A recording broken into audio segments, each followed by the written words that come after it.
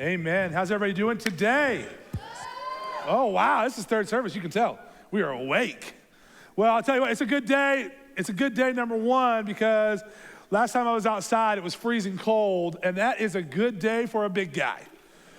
It's a good day for a big guy. It's cold when I wake up. It's cold when I go to bed. I love it. Also, Seahawks are playing here in just a little bit. Seahawks are playing here in just a little bit. Also, we're halfway through the first round of games. My fantasy team is winning today, finally. I'm happy for it. But we are also here. You know what? Do me a favor. Look at your neighbor and tell him, neighbor, you're made for more.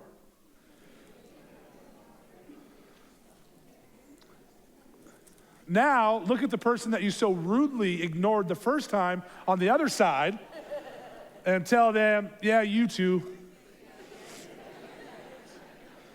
Well, we are in our series, Made for More. We have been looking at different people in the Bible who have done some pretty amazing things, not on their own power, but when they have put Jesus in the middle and allowed him to really help them see, help them walk through, help them understand that they are made for more than what meets the eye, made for more than what they see for themselves. And I've really enjoyed this series so far. I think it's been incredible to see just even men and women in the Bible who show us that you and I, as normal individuals, can be made for more. And so I'm super excited to be continuing this series. Today we're going to be looking at a guy by the name of Andrew. And he's part of a miracle. And we'll look at that here in just a little bit. We're going to be looking in John 6. But before we start that, I know a lot of people are wondering this right now. Matt, what generation are you? Because you look so young, but you're so wise. And the truth is that I am a millennial. I claim that. I am at the beginning end of the millennial, I'm like the first year you can actually technically be a millennial. 1982 is what I was told is the beginning. So I'm a millennial. And I have seen some things in my life that have really shaped me in a positive way, I believe.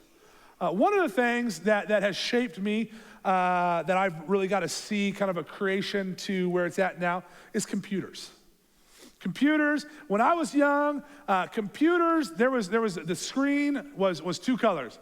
It was the dark green background and then the light green flicker and the letters there. And as long as you were able to read it, you could technically go throughout the entire Oregon Trail and win.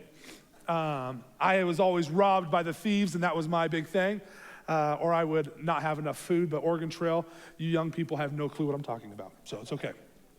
Oregon Trail was a thing. I also learned how to type on one of those computers. I had the cloth over my hand so I couldn't see the keys, and I stayed on the home row, baby. Just stayed on the home row and just make sure that you're ready to go, and I can type. I was able to type fast. Man, computers were awesome. Fast forward a few years, and now we have computers in our pocket. We have computers that can connect to the internet. That's another thing, the internet. The internet, when I was young and the internet first started, it took like 27 minutes to start. And for 27 minutes, all you heard was, now you just press a button and baby, you got the world at your fingertips. But now we have computers in our phones. I was telling my kids we were out to dinner, and I was telling them, I was like, man, you guys have no idea how much you haven't made. And that's when I realized I'm old. That's when I realized that I am old. My kids have no clue what it means to have to wait to get information. You got to actually know what you're talking about. You can't just Google it. But also, TV shows and movies have gone from one to the other. And you know what else has gone from one to the other in a big way? Is music. And when I was a young lad, there was nothing in this world that shaped me more, other than Jesus so far, than these guys right here. This is NSYNC. Those are my boys. That's Justin and the gang. Those are my guys. And here's the deal is that NSYNC in the boy band phase was monumental in who I am today. And I'm gonna show you how much it meant to me right now. I'm gonna do a little ditty here on stage for you. I had the choreography done. I knew this. TRL was on, and I would copy this thing to the T. Here we go. Your love is like a river, peaceful and deep. Your soul is like a secret that I never could keep. When I look into your eyes, I know that it's true. God must have spent a little more time on you. It's what I do. It's what I do. But I wanted to be a boy band. I wanted to be in a boy band so bad. And my brothers and I, believe it or not, my brothers and I, we started a boy band.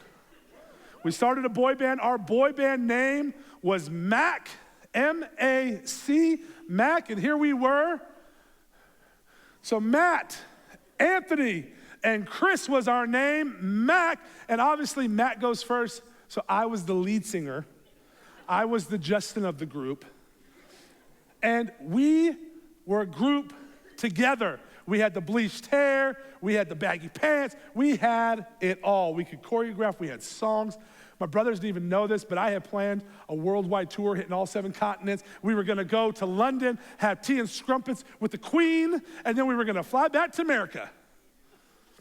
There's one problem with this. You heard it. I cannot sing, my brothers cannot sing, and I was the best dancer, and you don't wanna see that. But what I realized is, you know what? Those are things I wanted to be. But when I met Jesus, when I truly met Jesus, I realized that God has made me for more. Yeah, I wanted to be in a boy band. Yeah, I wanted to play professional sports. But God has made me for more than those things. God's made me for more to reach people for his kingdom. And can I tell you, right where you're sitting right now, he feels the same way and he thinks the same thing about you. You are made for more. And God wants you to know that. And today we're going to take a look at Andrew, and we're going to kind of read about this miracle that he gets to be a part of and how this applies to our lives when we're made for more. So let's start in John 6, starting in verse 1, and we're going to read through 14. It says, sometime after this, Jesus crossed to the far shore of the Sea of Galilee, that is the Sea of Tiberias. And a great crowd of people followed him because they saw the signs he had performed by healing the sick. Then Jesus went up on a mountainside and sat down with his disciples. The Jewish Passover festival was near. When Jesus looked up and saw a crowd coming toward him, he said to Philip, "Where shall we buy bread for these people to eat?" He asked this only to test him, for he had already had in mind what he was going to do. Philip answered him, "It would take more than half a year's wages to buy enough bread for each one to have a bite." Another of his disciples, Andrew, Simon Peter's brother, spoke up. "Here is a boy with 5 small barley loaves, 2 small fish. But how far will they go among so many?" Jesus said, "Have the people sit down." There was plenty of grass in the place, and they sat down. About 5,000 men were there. Jesus then took the loaves and gave thanks and distributed to those who were seated as much as they had as much as they wanted. He did the same with the fish. When they had had enough to eat, he said to his disciples, "Gather the pieces that are left over, let nothing be wasted." So they gathered them all and filled 12 baskets with the pieces of 5 barley loaves left over by those who had eaten.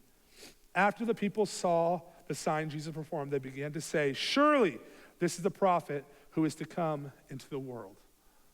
Some fun facts about this story. Some of us have heard this story before. This is the feeding of the 5,000. This is the miracle that Jesus has all these people there, and he's feeding these people. And that is a miracle in itself, 5,000 with 5 loaves and 2 fish. That is a miracle.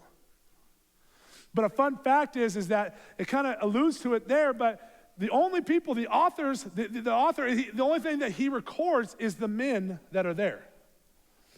So there's 5,000 men, and that's not counting women, and children. So the better number of people who are probably here in this area is close to 10 to 15,000 people. 10 to 15,000 people with 5 loaves and 2 fish. Another thing that's important to understand about this miracle is that other than Jesus' death and resurrection, this is the only other miracle that is recorded in all 4 Gospels: Matthew, Mark, Luke, and John, the first 4 books of the New Testament. So there's something special about this miracle. And I believe there's lots of different things that we can pull from it, but today I would like for us to pull from this Andrew's response and how that can help us understand that we're made for more and help us see that we're made for more. The first thing that I want us to look at is this: God will use the unlikely. God will use the unlikely. We have 2 different responses here. We have Philip, and Philip's response in this passage is he comes and Jesus says, hey, where are we going to buy bread? Where are we going to buy food for all these people? And Philip, in his mind, goes straight to what he doesn't have, and he goes, we don't have the money, we don't have the food, I don't know how we're gonna feed these people. And I think, truthfully, when God asks you and I to do something, to step out into faith, to do something different, this is a lot of the times the way that we can answer that call. We look at what we don't have. We look at what we've always done. We look at it through the lens of a human rather than the lens of God. And we walk through life and we realize we got to battle this addiction, and God is asking us to battle this addiction, and we believe God can do something in this addiction, but my family has never made it through. My family always messes up, or I've tried before and I've failed before. But what we need to understand is that is if we do it in our own power. When we do things in our own power, we're only going to get as far as we can get, which is not God's best. On the flip side, we have Andrew. And Andrew does something different. Andrew brings a young boy to Jesus with a Lunchable. He brings a young boy. Now, real quick, I want us to look at something here real quick. There was 5,000 men. Women and children were not counted. But Jesus chose to use somebody, this little boy, somebody who wasn't counted, somebody who was overlooked, somebody who was unlikely, to help him perform a miracle. Can I have you pay attention real quick? I think this can change some people in this room today in the way you see yourself. Some people in this room have felt counted out. You felt like you've been overlooked. You feel like you're unlikely, like you don't measure up. And can I tell you, that is not how God sees you. God sees you as his craftsmanship. He sees you as somebody he's made with a plan and a purpose to build his kingdom. And he wants you to be made for more in your family, in your marriage. He wants you to be made for more at your school. He wants you to be made for more in your spiritual life, in your regular life. Everything, he wants you to be made for more. But first, you have to understand that he's going to use you and allow him to use you. The second thing that we see here, is this, is that we have to do all we can do in the natural and let God do the supernatural. Do all you can do in the natural and let God do the supernatural. Andrew's a perfect example of this. Philip is asked, how are we going to do this? And he sits back and he goes, Man, Jesus, I don't really know. It's going to take 8 months' wages, and we don't have that. And I don't know how we're going to feed these people. And Andrew could have very well have done the same thing and said, Jesus, I know that you're going to do something because you're God, because you're Jesus. You can do this. And I'm going to sit back and, you know what? I'm going to watch because I know you'll do something. I know you'll do something.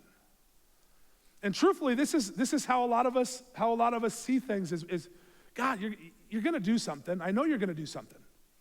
I know you're going to do it. So I'm going to sit back and I'm going to wait my time until you do it.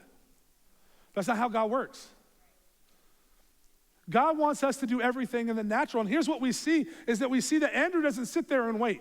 Andrew, we need food? Okay, I'm gonna figure something out. He walks around and I visualize this for some reason, but he's walking around in the crowd and he sees the little boy with his Lunchable and he goes, hey, you, let's go.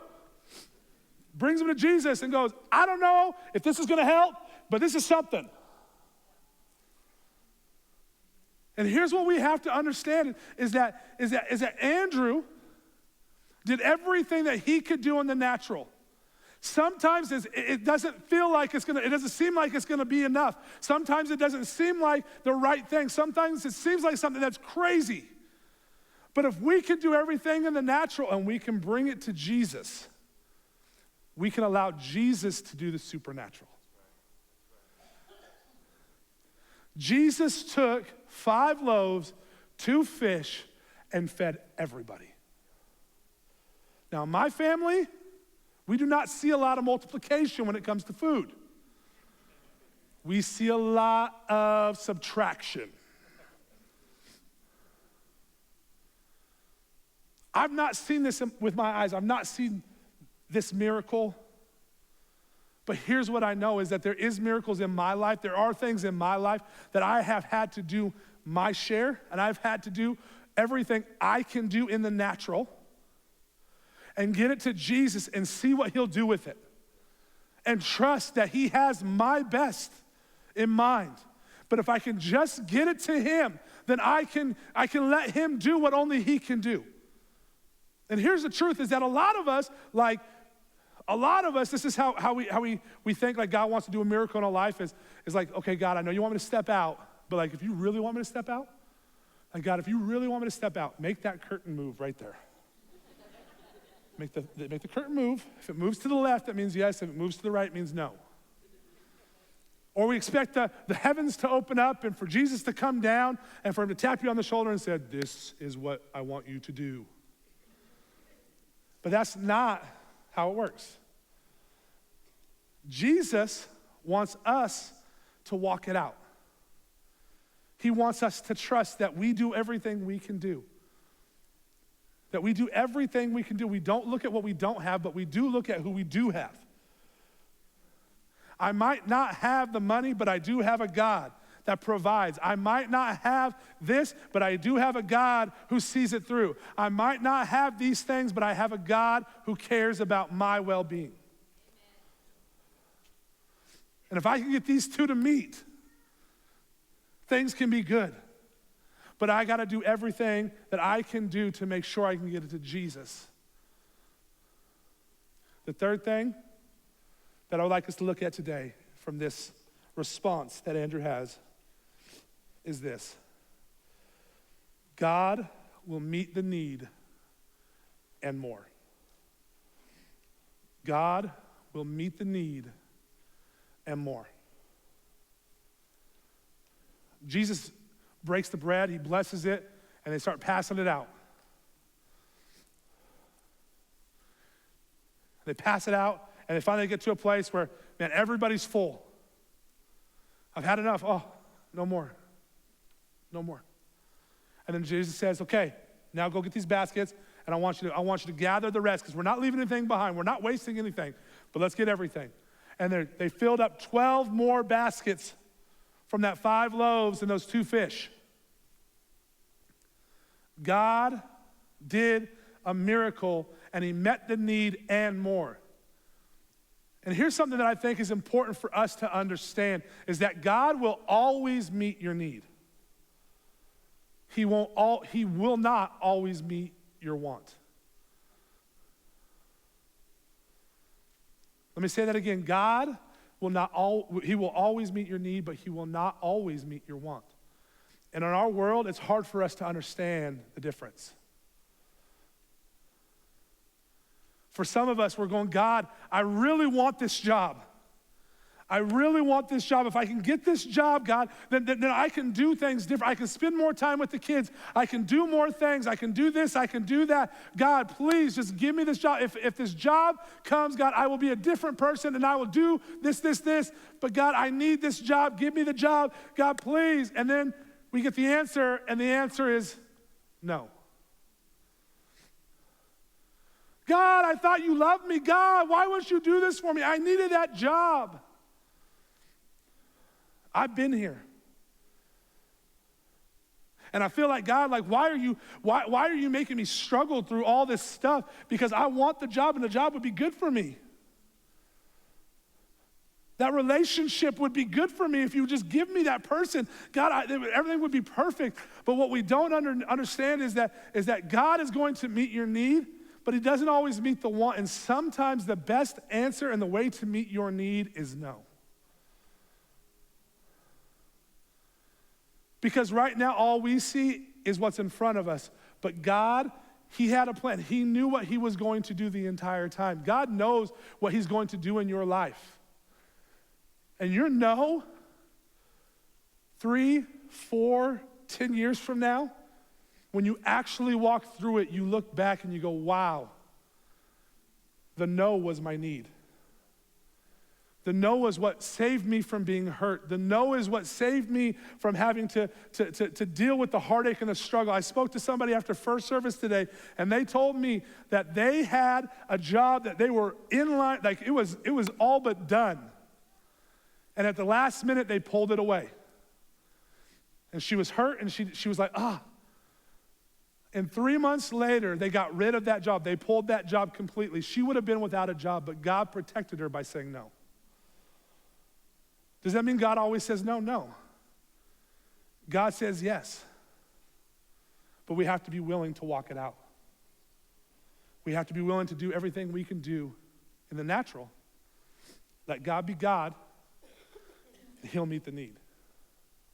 My life, I've seen ups and downs. I'm guessing your lives, you've seen ups and downs, and you've seen things one way or another. I met Jesus, and when I met Jesus, I got involved in the church right away. Like, I got saved on a Wednesday, and like that Sunday, I was in church doing stuff. Because I told God, any way you want it, any way, anyhow, I'm in.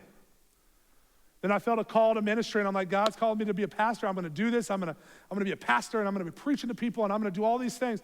And God goes, yeah, that's the plan, but just wait. Here's what I want you to do. I want you to start in a barbershop. All right, God, I can do that. I can start in a barbershop. Like, my friends are there, but in a few months, like, you'll move me, right? And as I got into the barbershop and I started to do different things, I started to realize, like, now I look back and I go, man, God was really doing something in me in those years that I was a barber. Those years that I really wanted to be a pastor, where I felt like God wasn't using me, that I felt like I wasn't doing my share of what God's asked me to do, was really being done in the barbershop. God was teaching me to have compassion for people even when I don't feel like they deserve it. God was showing me to have compassion with people when they're going through the heartaches and the struggles of life, that I can be there and I can be somebody that they can talk to and really hear somebody that wants to listen to them, which wasn't me. But God, you're not using me because I want to be a pastor, and I want to preach, and I want to do this and I want to do that. But God had a plan. And in that barbershop, God allowed me to lead people to Jesus. And I still felt like I wasn't getting used. And here's the truth, is that God finally hit me upside the head and said, dude, I'm making you for more. I'm putting these things inside of you now so that you can use them later on. Now, this is the guy who would not call Blockbuster to see if they had any movies there. Blockbuster, it's like it's a store where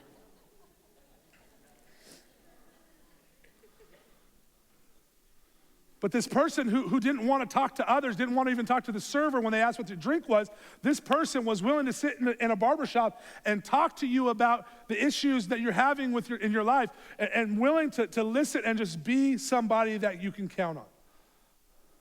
And in that moment, I didn't understand, but then you fast forward 14 years, and God is starting to use me in a different way.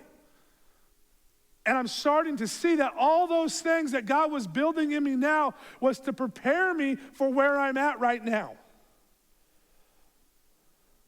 Because in my own power, I'm going to mess it up. But when God is in the middle, when I allow God to finally go, God, you can have it all, and I know I'm made for this. God, I know I'm made for what you have in your plans. And now, as a church, we're getting ready to launch our Sela campus. We're getting ready to reach a community that needs Jesus. And we're going to partner with other churches to do that. And I feel like God used somebody who's unlikely like me, who may be unlikely like you, to jump on board and reach the people of Sela. This is where we're at right now. Jesus has made us for more. And today, I don't know where you feel or what you think about yourself, but I do know this, more than anything else, God has made you for more than you could ever imagine. And I've messed up enough times to tell you this. When you do it on your own, when you do it in your own power, it might be good, but it's not going to be great. You're going to fail a lot. But when you walk with Jesus, when you allow Jesus to do what Jesus does, to do what he can do, when you can get all your gifts, all your talents, the things that you don't think are gifts and talents, to Jesus, he will do the supernatural. I know there's people in this room right now. You've been thinking about that business. You've been thinking about going back to school to do something new, and you're like, man, God, what? And God's going, do all you can do in the natural. Bring the rest to me, and I'll take care of it. I'll help you through. And sometimes the answer is going to be no. Sometimes the answer is going to be yes, but can I tell you this? It's always good when it's with him. From the balcony down to the front row, in your seat right now, you are made for more. And please don't miss this today. Don't walk out these doors thinking that God won't use you because of something in your past, because something about who you are, some self thing that you put on yourself. God will use you. God doesn't always need to use you on stage. God doesn't need to use you in that area or this area. Just know that God wants to use. He's created you exactly how he wants you. You are not a mistake. There's nothing about you that is wrong, that God messed up on. He's put the passions, he's put the excitements in your life, those things that you get excited for, he's put those in you for a reason. Do all you can do. Bring the rest to Jesus and watch what he can do. If I can have everybody close your eyes and bow your heads. Today you might be sitting in this room going, man, that's great. But I feel like there's a void in my life. I feel like there's something about my life, and I need something different. The way my life is going is not the way I want it to go, and I feel like I'm missing something. Can I tell you what you are missing is a relationship with Jesus. And Jesus wants to have a relationship with you. And today, if you're in this room and you go, man, Matt, I want a relationship with Jesus. I want that relationship because I know that he loves me and I know he went to the cross for me. And truthfully, I need something. If that's you, would you be bold enough right now to raise your hand? Hands, hands, hands. Hands, balcony hands, thank you. All right, you can put them down. For some of you, the other side is Matt, I am made for more, and I know that I'm made for more. And today I want to walk out of this room, and I want to walk out knowing that I can trust Jesus, that I am made for more, and that he has done something in me, he's going to be doing something in me. And I trust him today. And I'm not going to walk out this door not believing that he is going to do something in my life. If that's you, would you raise your hand today? Hands all across the room. All across the room in the balcony. Let's have everybody stand. Let's have everybody stand, please. We're almost done here.